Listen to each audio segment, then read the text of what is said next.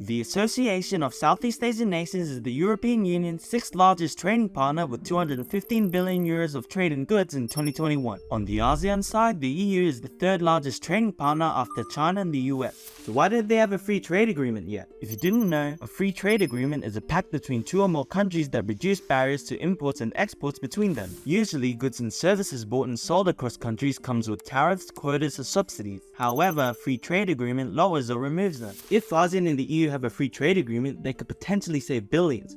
So why haven't they agreed on something yet? Well, actually in 2007, ASEAN and the EU did have negotiations for a region-to-region trade agreement. However, it was suspended in 2009. So why was it suspended? There are two main reasons. The first is what the EU wants to include in the free trade agreement. Promoting the rule of law, human rights, civil society development, and public administration has become a well-integrated element of EU external relation policy. And in fact, many free trade agreements they have with other regions contain some form of democracy promotion in one way or another. This could be through political dialogues which try to persuade the other country through meetings and discussions, clauses inserted into an agreement which if violated suspends the agreement, or capacity building programs which try to establish democracy, human rights, and the rule of law within the country. However, some ASEAN members such as Malaysia and the Philippines disagree with this and refuse to have political conditionalities. The second reason is the highly unequal levels of economic development in the ASEAN countries. A free trade agreement with ASEAN as a cohesive bloc could pose major difficulties for some members to fulfill market commitments agreed upon by everyone. Therefore, the EU decided it was better to negotiate partnership and cooperation agreements with individual ASEAN members and then afterwards negotiate a free trade agreement with the entire ASEAN. So what has progressed since then? Currently, out of the 10 ASEAN members, the EU have only signed free trade agreements with 2. They are Singapore, which was signed in October 2018, and Vietnam, which was signed in June 2019. The EU already have an everything but arms agreement with Cambodia, Laos, and Myanmar, which removes tariffs and quotas for all imports of goods except arms and ammunition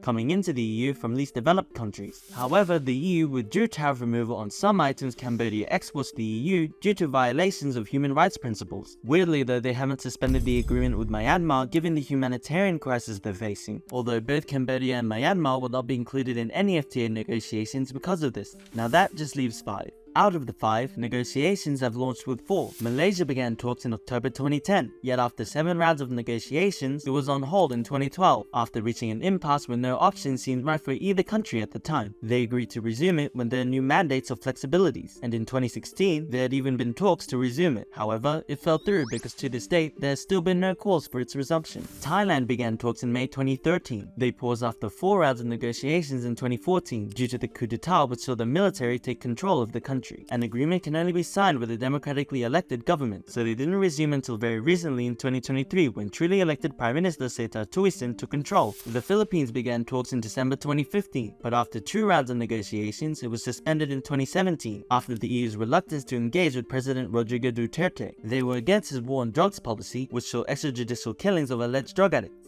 However, under new President Bongbong Marcos, there have been talks to resume negotiations, and Indonesia began talks in July 2016. There have been 16 rounds of negotiations, hoping to conclude an agreement similar to Singapore and Vietnam. However, progress is slow due to disagreements in market access, services, investments, and government procurement. Thus, there is a possibility that negotiations could discontinue because of it. Brunei is the only member in ASEAN the EU haven't launched negotiations with.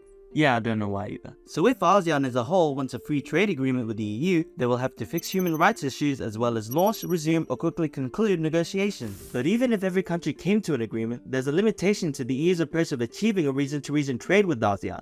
And is that something like this has never been done before. Linking individual PCAs to a regional FTA could still be incompatible, and thus forcing an agreement with vague and meaningless commitments. This leads to uncertainty and low confidence in negotiating parties, as an open provision opens the way for various interpretations of the agreement that are subject to political manipulation. Also, where the EU negotiates individual FTAs and then works towards an umbrella FTA, there's the problem of asymmetry. This arises from the EU picking and choosing which concessions to extract from each FTA that benefits them. Therefore, harmonizing concessions into an agreement everyone agrees on will be politically difficult, and ASEAN as a whole hasn't reached the level of commitment on issues that the EU wants to include and receive, which means an FTA will either only include commitments the region already agrees on, or force ASEAN members to expand their commitments. The latter may bypass or displace existing arrangements in individual agreements.